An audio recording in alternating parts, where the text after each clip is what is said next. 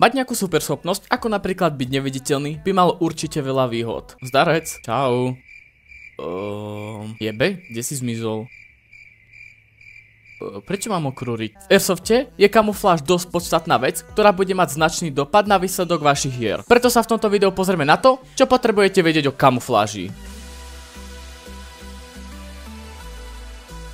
Nezabudnite nahodiť like, odber a bez ďalšieho obkecávania poďme na to. Kamufláž je schopnosť skrytia alebo zakrytia niečoho tak, aby sa čo najlepšie zlúčilo s okolím. V Airsofte sa kamufláž často používa na to, aby hráči boli menej viditeľní pre svojich superov. Keďže Airsoft je hra simulujúca bojové situácie, je dôležité mať na sebe kamuflážne oblečenie a vybavenie, ktoré pomôže maskovať hráčov v teréne. Úplne chápem, ak s Airsoftom ešte len začínate a nemáte v pláne míňať stovky eur na výbavu, v tomto prípade na kamufláž. Ale za to si taktiež do takéhoto lesa nemusíte vzať červené tričko s modrými teplákoma, inak budete svietiť ako diskoguľa. Čo ti jebe, to nové červené tričko, to budem splývať ako bager v kúpeľni. Oj, sem si ohňam. A čakám na zmrdov.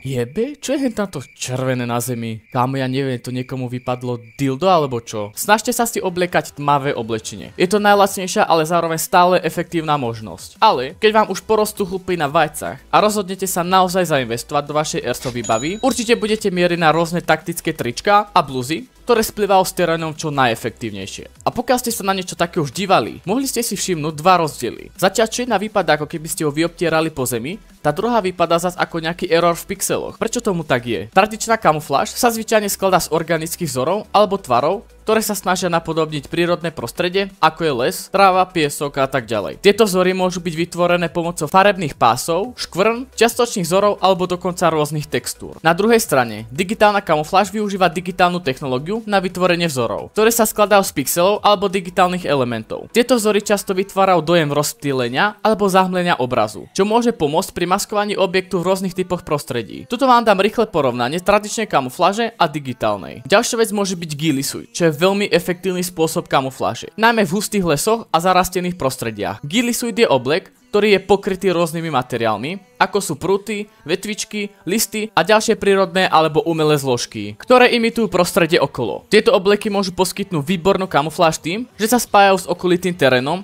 a robia nositeľa ťažko viditeľným pre ostatných. Najlepšie je, že takýto ghillie suit si môžete customizovať podľa potreby do prostredia, do ktorého idete hrať. Takže znova, ak budete hrať v lese, nevezmete si púštny ghillie. Jednu z vecí, čo ale musím spomenúť je, že údajne v nich býva teplo ako Takže ak máte niekto naozaj dobré skúsenosti, v komentoch sa s nami môžete podeliť. To by bolo pre toto video všetko. Naozaj dúfam, že ste sa naučili niečo nové a na vašu najbližšiu akciu si nevezmete toto. Nezabudnite nahodiť like, odber a my sa vidíme pri ďalšom videu. Dobrú noc.